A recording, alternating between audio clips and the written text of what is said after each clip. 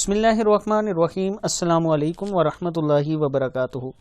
आबिद राजा channel की तरफ से आज मैं अपने दोस्तों को 15 शाबान का रोज़ा और इसकी फजीलत बताऊंगा और इस रात इबादत के बारे में रसूल अल्लाह सल्लल्लाहु अलैहि वसल्लम ने क्या फरमाया वो भी बताऊंगा। उससे पहले मैं अपने तमाम दोस्तों से गुजारिश करूंगा कि चैनल को सब्सक्राइब कर लें, बेल आइकन पर क्लिक कर लें ताकि डेली आप तक अच्छी अच्छी वीडियो पहुँच सकें।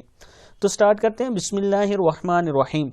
हज़रत सैयदना अलीउल मुर्तज़ा रज़ी अल्लाह ताला अन्हो शेर खुदा से रिवायत है कि नबी अकरम सल्लल्लाहु अलैहि वसल्लम ने फरमाया, जब 15 शाबान की रात आए तो इसमें क़ियाम यानी इबादत करो और दिन में रोज़ा रखो।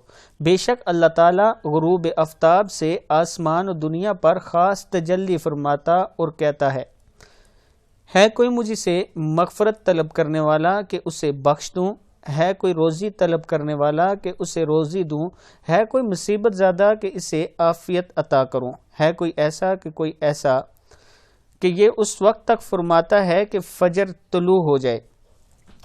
अब मैं अपने दोस्तों से गुजारिश करूँगा कि किताब का हवाला तो ये मौजूद है, आप देख सकते हैं। इस रात यानी शब बारात के दिन आपने एक तो इबादत ज़्यादा से ज़्यादा करनी है, दूसरा ये जो वबा आई हुई है इसके लिए अल्लाह ताला से हुसूसी दुआ करनी है कि अल्लाह ताला हमारे ऊपर से इस मुसीबत को टाले, हमारी जान इस मुसीबत से छुड़ाए। इसके साथ साथ रोज़े का एहतमाम करना है।